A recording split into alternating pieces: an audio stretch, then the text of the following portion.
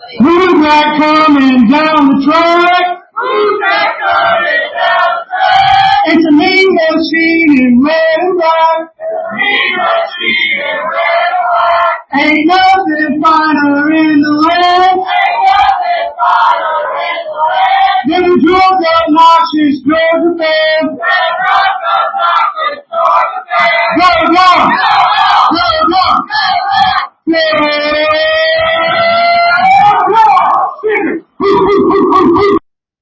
What's up, y'all? This is John, Caleb, and Mike back for another episode of the Nothing Finer podcast. Before we talk about anything else tonight, you have, as of this recording, 5 more days to continue to vote, nominate us for Connect Savannah 2025 Best of Savannah. You can nominate once per day for Best Podcast and Best Local Influencer at social media page. I think if we're being entirely honest with each other and you guys, we're not getting local influencer. We're not. Yeah.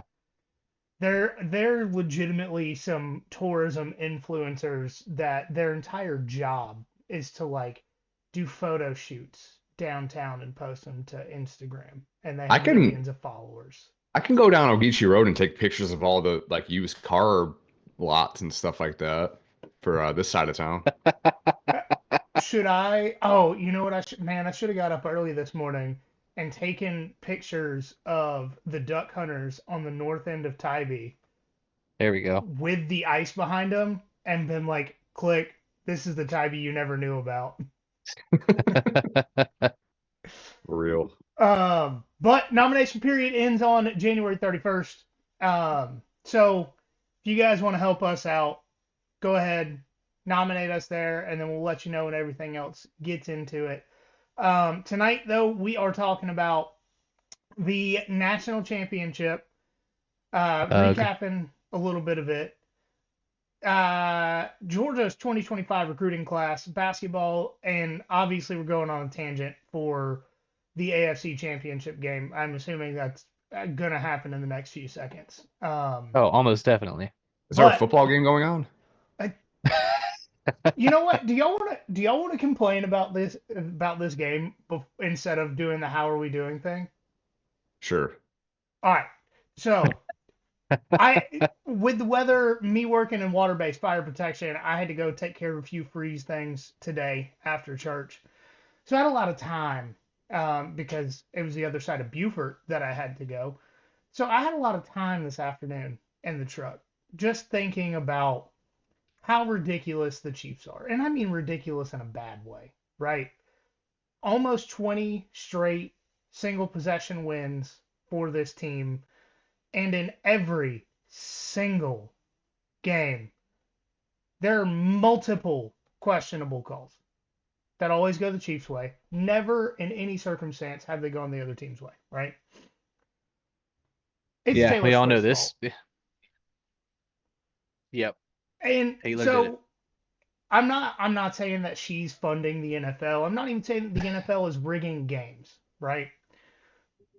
But we all remember watching Patrick Mahomes get decapitated against the Buccaneers a few years ago, where everybody actually felt bad for Patrick Mahomes because he got beat up so much in that Super Bowl. We're like, how are these not flags? Like his head is on the other sideline and his body's over here. What is this? And then Taylor Swift comes into the picture. Ratings skyrocket for Chiefs games when the NFL had been dipping year after year for a long time now. And as soon as she starts coming into games and as soon as all these people that don't care about football start watching, the Kansas City Chiefs get every call. They get every call. If it is a questionable call, they get it. I don't think the NFL is rigging games. But I think every single Chiefs game, the referees go in knowing if it is a question, it goes to the Chiefs because of all the extra revenue they bring to the NFL. There's probably a memo for understanding there, like, hey, you know what pays the bills. I'm sure. Yeah, revenue. Not Shallon. Oh, sorry. I thought you meant the Buffalo Bills. This is a better like I don't know if y'all saw the trend of like showing like deer and animals like highlights and stuff. Did y'all see the uh somebody showed a deer like Josh Allen highlights and then the Bills social media showed Josh Allen highlights of deers like jumping over stuff. And Josh just fully invested. Very good. Wow, I love Buffalo's social media, that's this fun. team in That's fun. general. But yeah. There's no football going on right now. I don't care. Football ended last week. I will say don't care. I wish there were. I thought go fly Eagles fly, but I do. Long suffering Philadelphia Eagles fan. Congratulations. Yeah. I know. I will say though, all three of my teams this year did win their conference, so pretty proud of that. The San Antonio Brahmas pulling it out in the XFL conference, and then obviously the SEC and the NFC. I'm feeling pretty good football wise, which is good because as we all know, between football season and baseball season, Georgia plays no sports that I can watch on television. Doesn't happen. Yeah, nothing's going on anymore that I know of. So we're Yeah. pretty free. I don't know what we're going to talk about the next like month. I know, it's crazy. A couple weeks, I guess. So, there is. I was looking this up the other day. Well, I wasn't looking it up. It literally just popped up on my social media. Um, I'm trying to find it. One of the USFL teams, and it's not San Antonio. I think it's Birmingham. It's like 60% former SEC players. Yeah, Sweet. that's a lot. So I feel like collectively that should be our team now that Hines Ward is no longer coaching San Antonio. Mhm. Just Yeah. full on with the SEC life. Stallions, the Birmingham Stallions. That's Yeah. right. Yeah, that's what it is. It's I just wonder if they're named after Connor, the best coach in Michigan history. You know what? Ohio State needs a DC. Yeah, there we go. That'd be the funniest thing ever, by the way. I'm pulling for it. I mean, I honestly thought they would call him the EC, the espionage coordinator, but whatever. Every good program needs one. All right. Speaking of Ohio State, all right, we need to get into this. Do you guys want to actually talk about the game before I say what I've got to say? Because what I have to say is not pleasant, and I just want everybody to know going into the off season, I'm fully leaning into being a hater because I'm tired of just being nice and respectful, which I try to be for the most part, I think all of us just have rants about fans or the team or some other aspect of this game lined up. So I mean, game wise, I really didn't watch a ton of it. I mean, I kind of tuned into it for a few minutes at a time, but not. I wasn't like glued to it by any means. Outside of 10 plays, it felt like we were watching a game from '92. Yeah. I mean, I was glad that Notre Dame made it a game late, but they it made never it felt a like they were game going to wait win. the same day Indiana did against Notre Dame. Yeah. Like Notre Dame should have TCU'd Indiana, and Ohio State probably should have TCU'd Notre Dame, but both of those games were stuck in 4 decades ago. If Notre Dame could have just ran every offensive drive, or possession, the way they did that first possession, they would have won. They would have been like a 3 possession just for each team, maybe, because it was like what, a 10-minute drive to start off the game or something like that, like something stupid. If Riley Leonard was made of titanium, that would work. Yeah, he definitely got tired after that. Like, however, 17, 18 plays, however many that was. I'm pretty sure Riley Leonard still feels like he got in a car accident from that first drive. I wouldn't blame him. Yeah, no, I mean, congratulations to Ohio State for winning the national championship. And to be fair, the playoff run, it's not even arguable. It is the most difficult playoff run in the history of college football. Yeah. They had to go through more teams, at the very least. That is true. Yeah. Right. Yeah. And they had some really tough teams to go through too. I don't even want to discount it. Right. Like Tennessee's defense, to be clear, I'm not going to compliment Tennessee's offense because it kind of sucked this year. Tennessee's defense was good. Tennessee fans took over the horseshoe at a time where Ohio State fans, including an Ohio State podcast we had on this show, talked about wanting Ohio State to lose to Tennessee so they could fire Ryan Day. Mm-hmm. Like, Ohio State in general was down bad going into that game, beat the hell out of Tennessee. Then beat the hell out of Oregon, had a close game against Texas. The game itself felt at times a lot closer and at times a lot further away than the score indicated it was. At the end of the day, they beat Texas. Who among us wearing red and black hasn't this year? I'm not sure. Oklahoma, I guess. Oklahoma doesn't have black. That's true. Neither does Ohio State, though. Well, they wear blackout. They pretend they do, occasionally. Yeah. What? Don't they They say wear they're black more often scarlet than and Georgia black? does. Right. Don't they say they're scarlet and black? Also scarlet. No, there's red. no, Yeah, it's just scarlet. No, it's Thought it was- scarlet and gray. They Oh, scarlet Yeah. and gray. All right. Yeah. Yeah, they wear a lot of black. Well, what for is black if not very dark gray? the absence of light? Yeah, Fair. which is another way to refer to Ohio, the absence of light. Straying further and further from God's light every day. Sounding like that's the whole Big Ten lately. Most of the Big Ten, outside of California, now that they're in the Big Ten, doesn't see the sun from like pre-Halloween until like May. Facts. Just depression. Yeah. But now that we've, complimented Ohio State, I feel like we all, for separate reasons, are just gonna roast not necessarily Ohio State, but the narrative that's been going around Ohio State and that game, right? So to me, this is what we should have expected for Ohio State, having broken rules to acquire two of their best players on their team, Caleb Downs, Quinshon Judkins, and building the most expensive roster in the history of college football. We hear numbers from $20 to $28 million, and that is for 18 to 24-year-olds that are getting paid $20 to $28 million combined in total. Also, that was an insane touchdown in this game. But this isn't special for that team to win a title.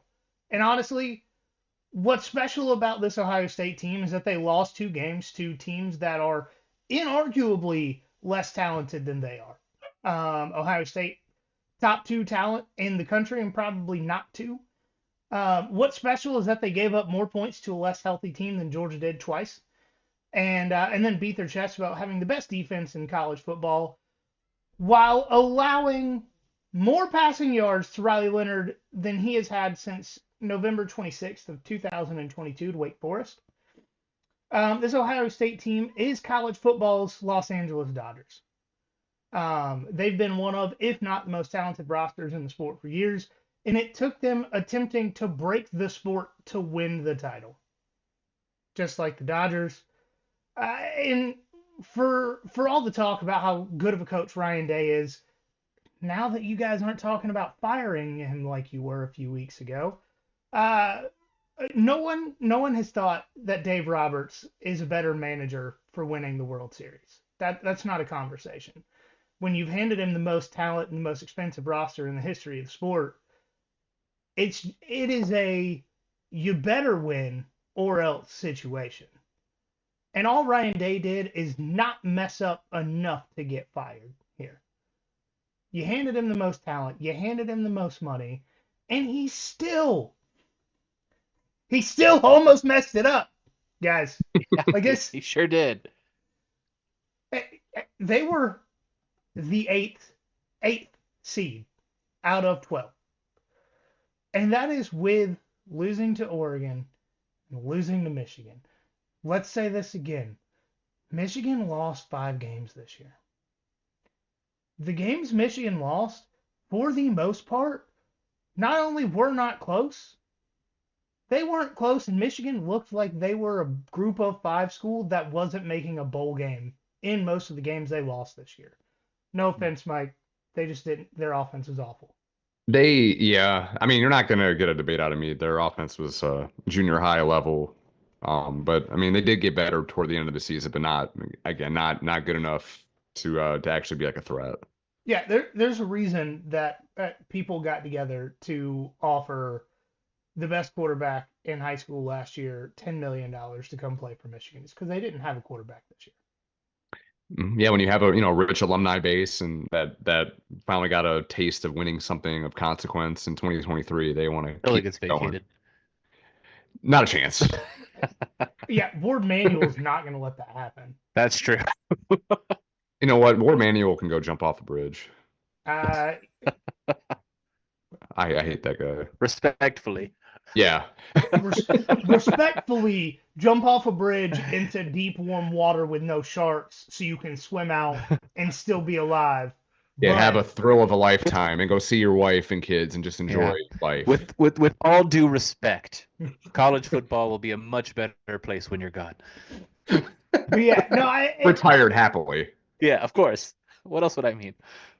I do have good news for everyone that's not an Ohio State fan. The Dodgers knew that without doubling down and trying to break the sport even more, that they would not stay on top. Ohio State hasn't done that. They don't have a $20+ million roster this year. They haven't gotten all of the top targets out of the transfer portal. They don't have the best high school recruiting class in the country this year. Ohio State will absolutely take a step down next year. And to conclude, I just want to congratulate Ohio State on doing something that was only ever in a doubt in anyone's mind because your head coach was born on third base and couldn't reach home plate without $20 million roster. Mm-hmm. Congratulations on doing what was expected of you 6 years ago.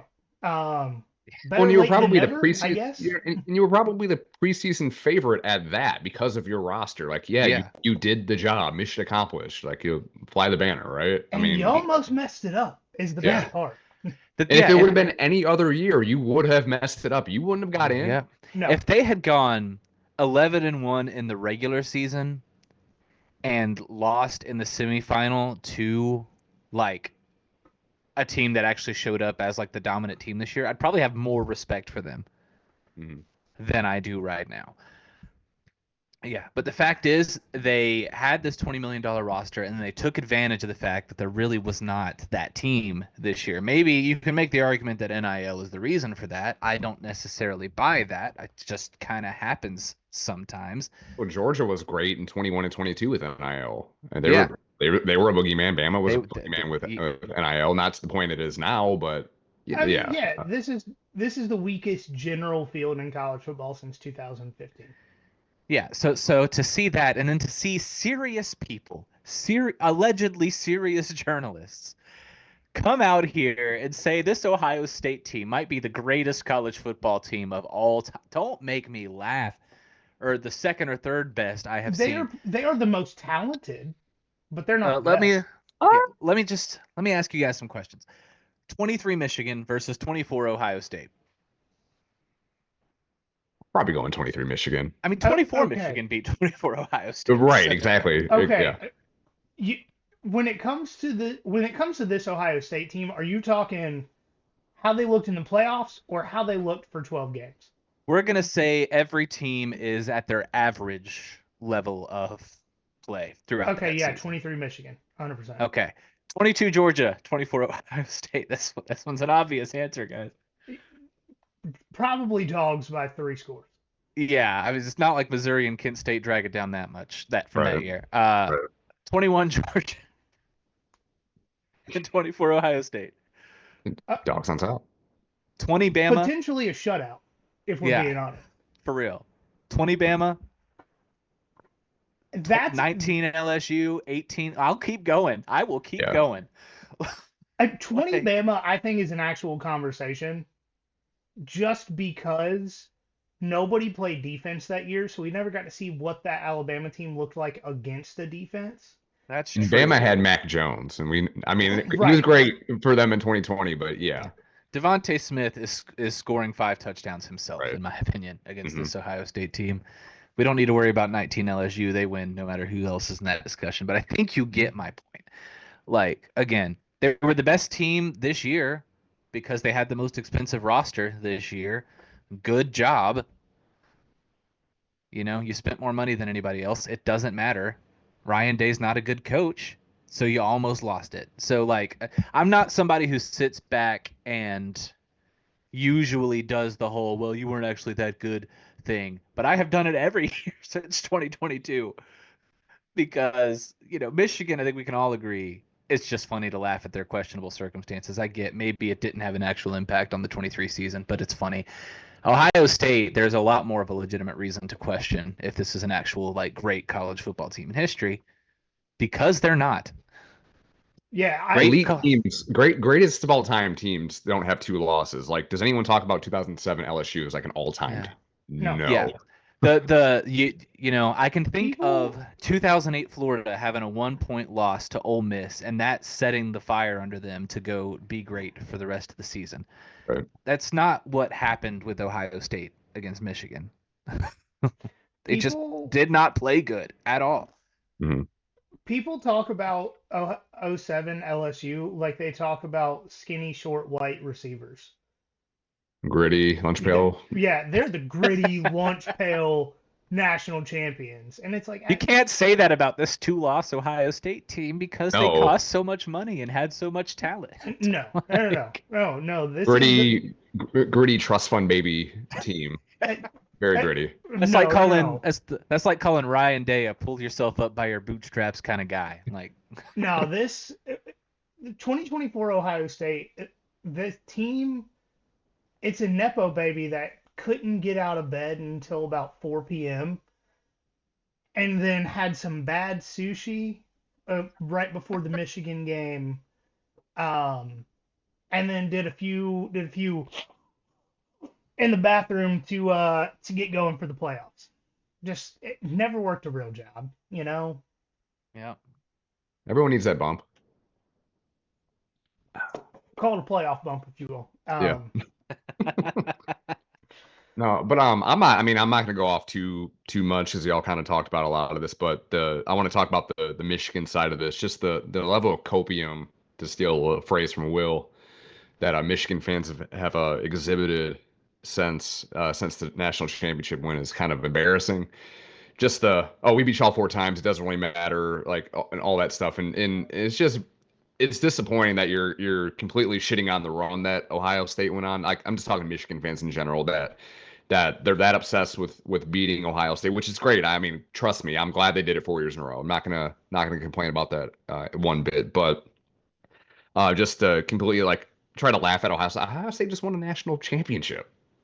Like, Michigan went 8, I guess 9-4 with the bowl game, but it was it turned the season around a little bit, especially with the Ohio State win and then beating Alabama in a kind of meaningless bowl game. But it's just very weird trying to flex on a team that won the national championship. I don't know. I don't get it, but I have seen it. I have seen it before. Hello, 2021 Alabama, but at least 2021 Alabama fans, that their team had won something. Yeah, I will say it's very weird.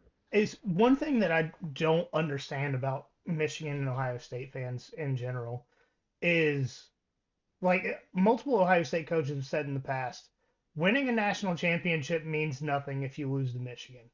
That is a real quote from a former Ohio State head coach that won national championships, right? Mm. And Michigan fans are like, I'll go 1-11 as long as that one is Ohio State. Big dog, Georgia can go 11-1 every year for the foreseeable future, getting shut out by Florida if they win the national title every year. Like, yeah. Who cares? Maybe it's that way because they realistically, like, Ohio State's only rival is Michigan. Michigan does have Michigan State in to a lesser extent, and then Notre Dame, kind of. But I mean, Georgia has so many rivals too. It depends on where you are in the state. That I don't know if it's necessarily the same comparison. Pick the rival Georgia loses to every year. If they go 11-1, getting shut out by that rival, and then win a title every year they lose to that team. Yeah, okay.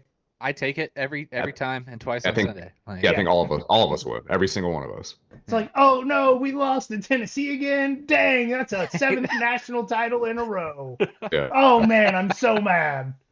Yeah. Tennessee, I'd have to think about it, but would still. I'd be cool with it because Tennessee fans would just be so delirious at that point. Like, it would be very funny. But they don't stop winning. Like they would have to pad the entire state of Tennessee and put everybody in straitjackets. Could I add a stipulation that that's the only game they win that year? Because that would make that even funnier. Uno reverse on the records. Yeah. Oh, Tennessee losing to Vanderbilt every year would be hilarious. Oh, that would be too. amazing. That'd be amazing. It would be like Bama this year. We beat Georgia and lost to Vandy. What are we doing? Right. All right. So we need to get into this recruiting class. Mike did all the legwork. So this is your baby. I'm gonna let you go off. Yeah, I'll kind of briefly go over some of the guys I know more about than others. Obviously, with high school recruiting at this point, you know who knows what you're getting. Everyone can make an educated guess, but we'll see. Yeah, like at this point, there is the February signing day coming up pretty soon. I don't know what day it is because, quite frankly, it doesn't really matter because 90% of the or more of the blue chip talent's already signed anyway, or enrolled, and or enrolled, I should say. So at the quote unquote early signing day in December, right after the conference championship or before it or whatever, whenever it is, I don't know anymore. But all the ratings that I'm going to talk about are from Dogs 247, and then as of today, Georgia has the second best, according to them, second best high school recruiting class in the country behind Texas. 24 of their 28 commits are already enrolled at Georgia. They already started classes last week, or even the week before, whenever they did it. Overall, they have 2 5-stars, 23 4-stars, and 9 3-stars with an average player rating of 91.62, which is third in the country behind Oregon and Texas. And like I was starting to say, we won't get into all 28 commits because nobody wants to listen to that. And in all likelihood, we're probably not going to see a pretty good amount of them because of the transfer portal. Might come here for, a semester, maybe 2, then transfer out before the spring. So we'll see how that goes. But there are a lot of guys that we can get excited about top end that we'll touch on here. But I'm going to start with the defense. I thought the defensive class is a lot stronger than offense, although there, again, are some pieces on offense. But the defense is where bread's buttered here. So first off, highest recruit for Georgia had 5-star defensive lineman Elijah Griffin out of Savannah Christian. John, hey, were you able to see any just like highlights like on local TV about Elijah Griffin? I have not watched local TV since I moved here, so no. That's fair. Okay, you're not missing much. It's we're the real media in Savannah. Anyway, but he's sick. So overall, like just his numbers, fourth best player in the nation. Best in the state of Georgia and best defensive lineman in the country. Overall, he's the 18th best high school commit in Georgia history. He's sandwiched between Tyson Campbell and C.J. Bolden. I think I've heard of both of those guys before. Or K.J. Bolden, my bad. Yeah, I think they've both been pretty successful. Yeah. Elijah's 6'5", 300 pounds as a 17-year-old, probably going to be 18 pretty soon. Pretty good, right? Yeah. Some would say, yeah. Yeah, so some sites have him ranked as the best player in the country. This senior year that he had, 27 tackles for loss, 8.5 sacks. Just from the highlights that I watched and just some of the stuff, super explosive, very violent hitter, all things that you want as a defensive lineman. I think he can line up either in the interior or on the outside, wherever they want to use him. But he's definitely a hand in the dirt kind of guy. This is probably too high of praise because this guy is like a Heisman finalist and like one of the best college football players ever. But he kind of reminds me of a cleaner Ndamukong Suh, like where he's not going to stomp on your jewels. But explosive like and uses his hands well is what you're saying. Yes. Okay. Yeah. Not like a violent temper, but like he's he's a great kid off the field from everything that I've gathered from people that know him. But he's going to be a problem, and I think he'll contribute very, very early, I would think, especially with all the guys that are leaving off the line this year. Yeah. He did have a 35-inch vertical leap as a sophomore, so I would imagine it's probably more now. But just one other thing. Savannah Christian has the best logo in the state. I don't think it's close. Is Savannah Christian the one over off of Chatham Parkway? Yeah. Skull and crossbones red and Yeah. black, Yeah. incredible. Okay. I'm not gonna argue with you a whole lot there. Yeah, but he's gonna be a problem for us. I was glad that we were able to get him, and that Sandy was able to drill it in his head early on to come to Georgia. So I'm happy about that. Next, 5-star edge Isaiah Gibson from Warner Robins, 10th nationally ranked player, first ranked edge player in the country, and the third best player in the state of Georgia, 6'4", 245. Noted that, or it's well known that he was flipped from USC pretty late in the game. Played with his hand on the ground a lot. Nice. But he also showed like a lot of highlights and just skill from standing up. Personally, I thought he was better when he stood up, but I think he's gonna be fine no matter where Schumann and Kirby decide to put him at. But One thing he's that I really really good. like about his ability is Georgia's big on versatility without on the defensive front, being able to play multiple techniques so that they don't have to bring you out of the game every play, every other play. It's one of the reasons that Jalen Carter, when he was healthy, was so big for Georgia. Mm-hmm. And still why he's so big for the Eagles, because he'll be coming off the edge one play and be lined up over the center the next, and he's explosive in either spot. And if that's the type of ability we're getting out of Isaiah Gibson, then that's always a good thing. Yeah, I mean, both of these guys, Griffin and Gibson, I think are going to be like kind of day one, at least at a minimum rotation guys, just like Michael was and all that. So I'm excited for the future on the defensive line, even like spring game, just something to watch for that way. Next is 5-star linebacker Zayden Walker from Ellaville. I don't know where Ellaville's at. I don't either. I know Ella Bell. Yeah, no, yeah, that's not too far from I us. know But Ellen Wood. yeah, not Ellaville though. I don't know. I'm gonna guess it's Southwest Georgia. I don't know. I'm pulling it up. I can tell you.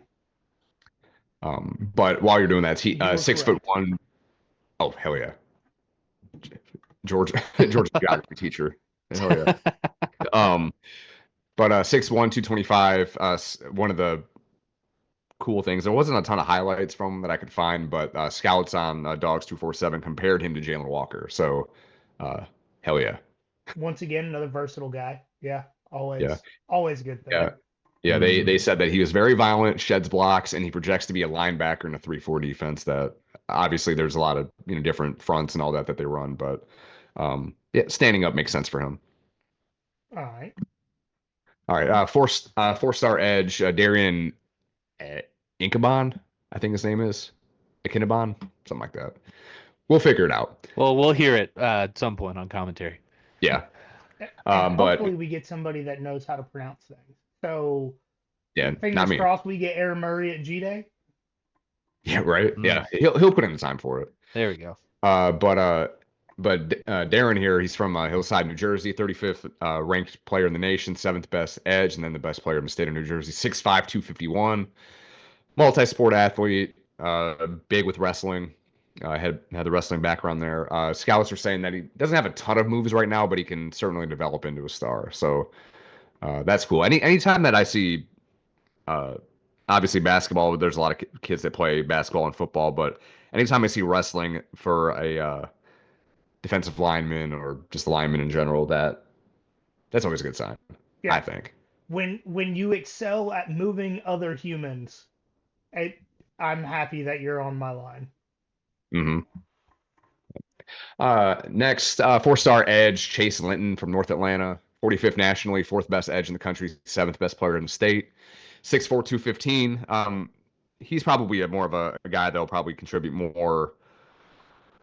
Probably not so much as a freshman, but afterward is more in the cards for him. Dude has an 80-inch wingspan. So Julius Peppers vibes. Yeah, that's insane. I can't even comprehend how long that is. I would say it's about 80 inches. By the way, if you wonder whether Kirby can take these guys and develop them into effective pass rushers instead of just getting them off the rip, may I introduce you to one Chaz Chambliss? There we go. Who developed into a very effective pass rusher and did not have these physical attributes. Mm-hmm. Or let's go Channing Tindall. Yeah. picked up out of high school as an inside linebacker. The room was full, and Kirby said, "Hey, if you can stand on the edge and get to the quarterback, you're going to start." And he did, and was a first round pick for it. Second round pick. Tyndall was a second round pick. But with Chase Linton here, also a very athletic pass rusher, track and field kid. So yeah, multi-sport athlete, always good. 4-star, I think he's a DB. Yeah, he's a safety. Yeah, 4-star safety Todd Robinson out of Valdosta, 111th nationally, 4th best safety in the country, and the 13th best player in the state. Says he was a two-way player, but all of his highlights were on offense. His junior year, he ran for 1,000 and threw for 1,000 yards each. And he also, yeah, well, I mean, on offense, but like he's projecting to be a safety at college, but he played offense, I guess, at Valdosta. But he also ran the 100-meter as a junior, 10.93, so fast. So that's good. He is good, by the way. Personal experience, having seen some of his work against my alma mater. Dude is good. Yeah. And it's hard to play for Valdosta as well. That's always a good program. So yeah, high pressure. Cool. Yeah, for sure. All right, so heading over to the offense, highest ranked player that Dogs 247 had for Georgia was 4-star tight end Elias Williams out of Kingsland, Georgia. So not like super far from us, right on the Georgia-Florida line, so to speak, but still in Georgia. He's 40th nationally, 2nd best tight end in the country, 6th best player in Georgia, due to 6'7", 235. Big O vibes for sure. Yeah. He wow. So with him, the highlights and tape that I watched on him, he lined up a lot on the outside. Obviously the dude can block us again. He's 6'7". He's playing against like high school kids that are struggling in algebra. So like he was able to block very well. But when he would line up on the numbers and all that, I mean, he high pointed the ball really well. Obviously has a huge catch radius, being 6'7", just like Big O. Specialize in those seam routes and vertical routes, so that will be hopefully something that Gunnar can lock in with him on, because that kind of was a struggle this year. Oh yeah. Obviously at 6'7", he did play basketball as well. And he played on both sides of the ball in high school, just like a lot of guys. He was an edge rusher, but I didn't see any stats for that. Just one like thing to poo-poo him a little bit that scouts had is that he needs to work on his lateral quickness. But again, you're 6'7" and a tight end. Yeah, not moving sideline to sideline a whole lot. So I'm not really super worried about that. But the guy probably on offense that the most people are excited about is 4-star wide receiver Talon Taylor. Yeah, out of Geneva, Illinois. If you haven't seen this dude's highlights yet, it's a treat. It is an absolute treat. Who would you compare him to, Caleb? Because you obviously have watched him a little bit. Like what receiver? So if I'm making a comp, and I understand nobody wants me to make this comp because they only want to compare the guy I'm about to say to people who, for lack of a better term, look like him. It's Ladd McConkey, y'all. He's Ladd McConkey. And I have someone else down here that I'll talk about. I'll compare to Ladd, but okay. I thought the way he shifts and moves and cuts. Mm-hmm. We needed a little bit more of that in the route running this year, and so that's what brought my mind to Ladd. But I'm excited to hear who you're actually going to compare him to. I will. I don't have anything for him. I like that's the highest compliment anyone can give. That's true. I will say, as far as Talon Taylor goes, I don't understand it because the 247 consensus has him as a 5-star. The On3 consensus has him as a 5-star. But if you go to each service's individual rankings, they all have him as 4 stars. Mm-hmm. Doesn't make any sense. That doesn't make any sense to me, but neither does really the recruiting ranking. A rare shout out to James Coley here, guys. He is the highest rated wide receiver recruit Georgia's gotten since George Pickens. Just gonna begrudgingly say that out loud, so it's very clear and obvious that James Coley can recruit. Just as long as he doesn't talk to him. And play calling is way off the board. Just don't talk to Talon the next 3 to 4 years, and we'll be all right. Please.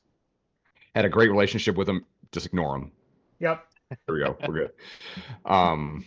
He did have a bit of an injury concern. He missed his junior year because of a knee injury, but I assume that's all cleared up now because again, he's still super highly ranked. So The main that's thing cool. you look at with that is just don't. Hopefully, it's not a recurring kind of Yeah. thing with him. Just don't let him do any fall camp because that's when Georgia players hurt their knees. Just Facts. no fall camp. No. That's what like the game against Marshall's for. Just work everything out then. Yeah, I am a firm believer that at this point, wide receivers need to be in bubbles from June to the first game because this is like third year in a row we've had a running back go down to a knee injury in August. No more mess. Let's figure this out. Yeah. Right. All right, so moving on. 4-star offensive tackle Juan Gatson from Westlake, Atlanta. This guy is nuts. Anyway, he's 108th nationally, 15th best offensive tackle, 12th best player in the state of Georgia.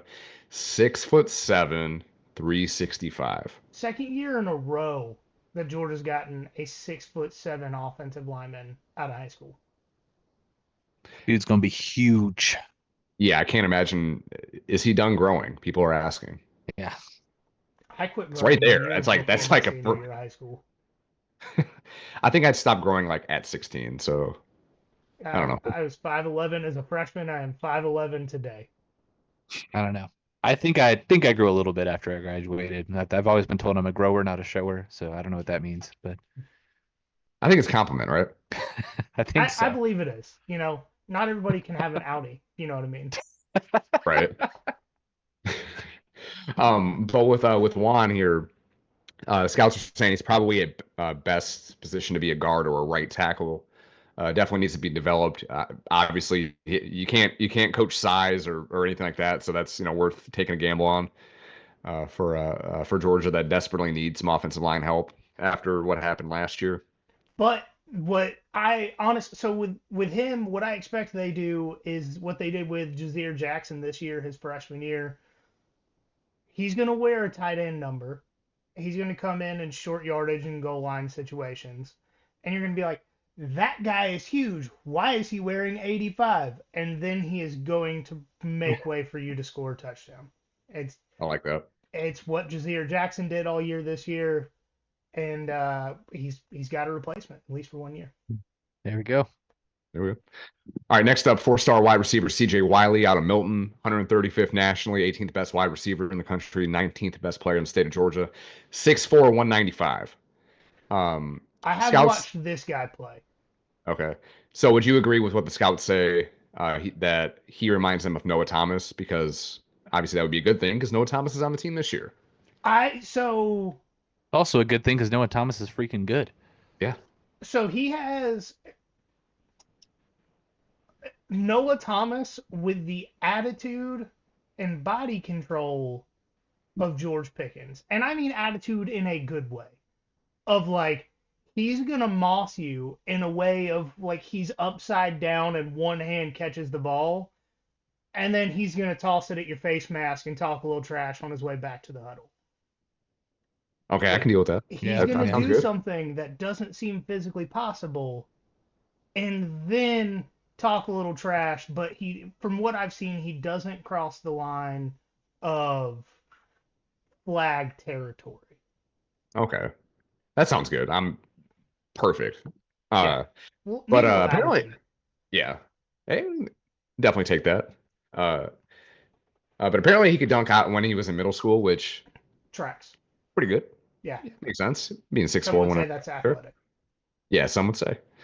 His dad was an all SEC defensive lineman at LSU, Chuck Wiley. I mean, I don't particularly remember him, but I mean, obviously he was good.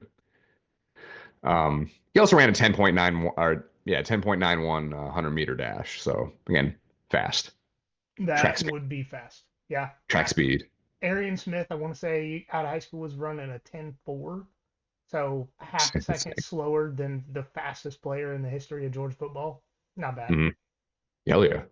Another interesting one, 4-star quarterback Ryan Montgomery out of Findlay, Ohio, 149th nationally, 12th best quarterback in the country, 6th best player from the state of Ohio, 6'3", 215. Started as a freshman in high school, so he has obviously experience, game experience. You know, you can take that for what it's worth. Being in a high school doing that, but better to play than not. What scouts are saying, he can run the ball, but often will not. So the RPO that Georgia likes to run without the QB actually being a threat to run will still be good for him. So The that's read great. option with no option. Yeah. If you decide to run with it, your options is get your ass to the bench. But anyway, above average arm talent. So heard that before. That other guy His turned out well. brother is also an offensive lineman for Ohio State, and he chose to come to Georgia over Ohio State. Yeah, his brother said that he was sad that he didn't end up coming to Ohio State with him. So I guess that, I mean, for besides the fact that they're brothers, but saying he's missing out on a good one. So hopefully he's right. Are we going to get a post-spring transfer of the offensive lineman to Athens? Let's put it out there. Yeah. And then this last one before we get to just a couple honorable mentions. I know I'm going a while with this, just kind of reading this off. But 4-star interior lineman Cortez Smith out of Parkview. Thought that would just be interesting for some of y'all that are listening. 180. No Gwinnett kids ever choose Georgia. Yeah. 180th nationally, 10th best interior lineman in the country, 26th best player in the state. Track and field kid. Something interesting that I just saw looking at it. He obviously had offers, but his main ones were between Georgia, Memphis, and SMU, which is interesting. Yeah. Not usually the top three that someone would have. So when I see that with a 4-star, that tells me that they wanted to go to a place where they were probably going to start early in their career or go somewhere that develops and has a history of getting offensive linemen to the league. And Memphis is probably the Group of 5 team that puts the most offensive linemen and running backs into the league. So he obviously is choosing schools where he thinks he is going to get the most help out of it. Tells me he's a smart kid. Yeah, definitely. Because he chose to come to Athens, so that's good too. All right, just some honorable mentions, very quick. This is the one I was talking about earlier, a little bit, or foreshadowed to. Is it because 4-star? Could be. Got to wait for my description of him. So 4-star wide receiver Landon Roland, I believe how you say his name, out of North Oconee. So definitely, never mind. Anyway, gritty lunch pail kid with step speed, sneaky athleticism. Maybe the heir to Ladd McConkey's throne because the scouts, I don't know. I'm hoping that it wasn't the lazy take. Yeah. But they said his college comp is Ladd McConkey. I mean, based on the physical attributes, I feel like that might actually be fair in his case. I really think that Ladd McConkey is going to be Georgia's Cam Newton of like, don't compare guys to him. Yeah, come on. And obviously not. Yeah. Cam Newton is on another level of college athlete. I feel like everybody can agree with that. But Ladd to go from 2 offers of Chattanooga and Georgia to arguably the best rookie wide receiver in the NFL this year and there's not really an argument. Yeah. Like that is one of the most insane glow ups you'll see from a player. And I feel like in a couple of years, you're going to be like, all right, this is like the 5th guy in 3 years you've compared to Ladd. Let's calm down, guys. Yeah. I mean, being 6 foot tall, 180 definitely plays into that as well, like y'all mentioned. Play baseball in high school too. So for what it's worth, again, multi-sport athlete. Next up, 3-star running back Bo Walker from Raven Gap. I think that's the same school that Gunner was at, right? I think Gunner was Raven County. Oh, okay. But, I mean, honestly, that area there's like one high school per county, so it's probably the same one. Yeah. Awesome name. It is. That's about the extent of my of my research on him. There wasn't a whole lot of highlights online. I did know I didn't write this down, but I know that his kind of final teams were between like Michigan, Ohio State, and Georgia. So I think Bama was up there as well, and Auburn. But for a 3-star to have names like that in their final, he's obviously underappreciated, probably because of his size. Yeah, he is 5'8.5", 205. I mean, he can. That sounds There, like me. I'm not worried about his size. His there was first a touchdown, guy. His first touchdown, he's going to get called a spark plug. Yeah. There was a guy, I don't know if you remember him years ago, who was also pretty undersized and ended up being a really good back for Georgia. Remember Carlton Thomas, y'all? Mm, I remember. Yeah. I don't know that he was quite this small, but maybe the kid's still growing too. yeah, But could be. Fair. Who knows? All right. Again, another just biggest AF guy.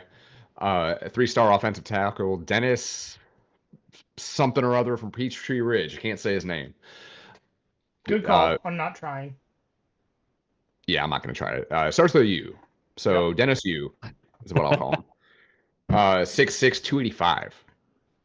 Just big dude. it's big. Just big. Just take a flyer. You can't coach size, or frame. So there you go. Another Pause big guy. for a moment. What? James Cook just scored a pretty insane touchdown to Oh. take the lead to take the lead. Yes, let's go. So- How much time's left? 2:56 in the third. Oh, okay. Yeah, right, he so was horizontal for the last 3 yards of the run to reach the ball over the goal line. James Cook doesn't get enough credit in the RBU discussion. So all. good. He is. This year he was is- insane for him. Yes. And I mean, even in college, because a lot of people will, for example, with George Pickens, when you talk about it, it's like, well, he didn't do a whole lot in college. He's just really good in the NFL. Like, James Cook was a revelation for Georgia in college. Very underrated guy. That 2021 season goes very differently with James Cook, not in Yeah, if he the- doesn't. Yeah. Yeah, if James he doesn't Cook block. was a better wide receiver than anyone we had on the roster in 2024 too. Yeah, Definitely. yeah. Can't make an argument against that. Yeah. All right. Last two, just real quick. 3-star interior offensive lineman Mason Short from Evans, Georgia. Again, another big guy, 6'6", 305. Like we talked about, maybe Landon or whatever. What did I say his name was? Yeah, Landon being the heir to Ladd McConkey's throne. Maybe Mason is the heir to Tate Ratlich's throne because he looks like he's going to rock a mullet very, very soon. Just big country. Last one, 3-star wide receiver Thomas Blackshear out of Calvary Day. He's actually going to enroll in the fall at Georgia, so he's one of the few guys not there quite yet. 6'1", 197. Georgia beat out Auburn and Alabama for him. He did play at Benedictine in Savannah before he transferred to Calvary. So he was also very talented a kid. 4-star before he committed to Georgia, and then once he committed, he got bumped down to a 3-star. Mm-hmm. Yeah, I don't get it. I don't know. Yeah. I don't know what they see after they're done playing to ding them down, but who knows? Yeah. I don't know. All right, but yeah, that's pretty much all I have for that. We'll wait and see. No idea if any of these guys will work out, but I'd rather have them in Athens than somewhere else to start off with. Facts. There's Yeah. some very, to me, exciting names on this list. Again, you never know if they're going to pan out, but looking really, really good. A lot of these even lower star guys are the kind of guys that Kirby has looked at and developed into very, very good players before. So Yeah, like the hit rate on 3-star guys for Kirby has been pretty good. incredible. Just a few I guys. see a slightly undersized 3-star wide receiver, and I'm like, give it to me and inject it into my veins right now. Right. Like that. Just a few guys that were 3-stars coming out of high school that y'all probably recognize. Obviously, Ladd McConkey. We've talked about it. Anthony, or not Anthony. A.D. Mitchell, 3-star out of Texas. Jordan Davis. Jordan Davis was, yeah. Jordan Davis is about to play in the Super Bowl. If you guys haven't noticed, it's pretty impressive what he's done as a guy that is not asked to do anything except for eat blocks. He still gets some sacks. And then there's a guy who wasn't even a 3-star that won a couple of titles at Georgia. Goes by the name of Stetson. I think you guys may have heard of him as well. Georgia apparently does better at 2-star quarterbacks than 4-star quarterbacks. We just need to get these gritty lunch pail kids back, man. Yeah, for sure. All of them. All of them. Dan Jackson was probably our best performing safety this year when you look at the numbers. I mean, just bring him in. Yeah. So my brother-in-law actually made this joke earlier and he said, if Dan Jackson goes to Denver, somebody's gonna have to stop their head coach, Sean Payton, from putting bounties out again because Dan Jackson will be the richest man in the NFL. Facts. Real. But that's gonna do it for this episode. Vote for us, nominate us, I should say, on Connect Savannah's 2025 Best of Savannah. Rate and review the show 5 stars, share it with your friends, all that normal stuff. And as always, guys, remember there's nothing finer in the land than a drunk, obnoxious Georgia fan.